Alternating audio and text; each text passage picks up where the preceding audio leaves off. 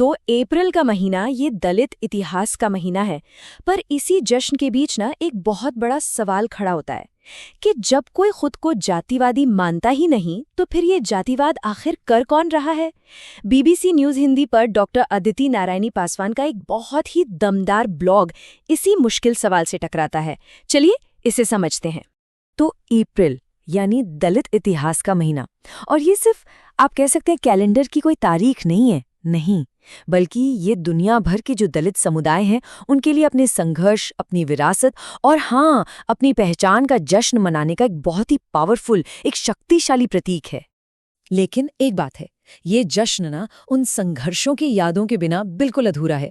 तो अप्रैल का महीना उन नायकों को, उन हीरोज को भी याद करने का है जिन्होंने इस जाति व्यवस्था की जड़ों को चुनौती दी।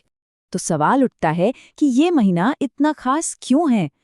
इसकी वजह है। देखिए, इसी महीने में बाबा साहब अंबेडकर, बाबू जगजीवन राम और महात्मा ज्योतिबा फूले जैसे बड़े बड़े दिग्गजों का जन्म हुआ था। और इतना ही नहीं, 4 अप्रैल को हम आज़ादी की महान योद्धा झलकारी बाई के बलिदान को भी तो याद करते हैं। तो ये महीना एक तरह से इतिहास के इन बड़े स्तंभों से रोशन है।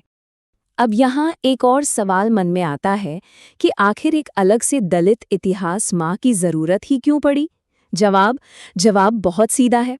ये उस इतिहास को फिर से जिंदा करने की एक कोशिश है जिसे हमारी जो मेन स्ट्रीम किताबें हैं, कहानियां हैं, उन्होंने या तो भुला दिया या फिर कह सकते हैं जानबूझकर मिटा दिया। और देखिए, ये कोई छोटा मोटा इतिहास नहीं है जिसकी हम बात कर रहे हैं।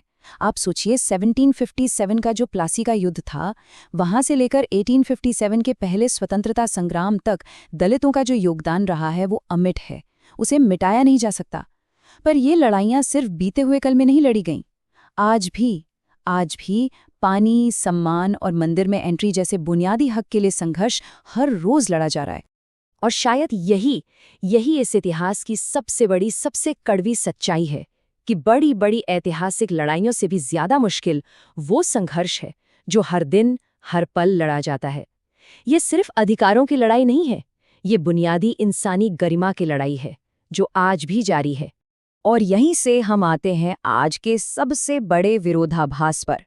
एक तरफ तो ये दावा किया जाता है कि भाई जातिवाद अब खत्म हो चुका है, और दूसरी तरफ वो कड़वी हकीकत है जो हमें हर कदम पर सच कहूं तो मुंह चिढ़ाती है। ये जो दोहरापन है ना, ये बिल्कुल साफ नजर आता है।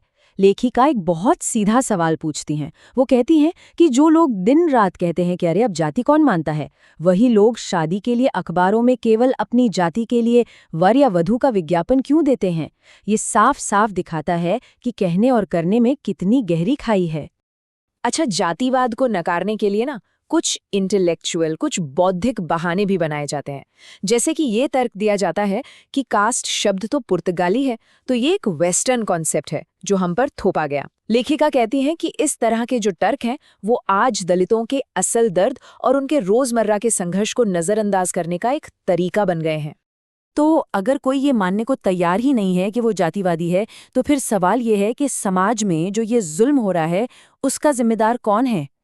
लेखिका कुछ ऐसे सीधे और चुभने वाले सवाल पूछती हैं जिनका जवाब देना सच में आसान नहीं है। अगर समाज में जातिवाद नहीं है तो फिर दलित लड़कियों से रेप करके उन्हें जिंदा कौन जला रहा है? आज के भारत में सिर्फ घोड़ी पर चढ़ने की हिम्मत करने पर किसी को गोली क्यों मार दी जाती है? ये कैसी आजादी है?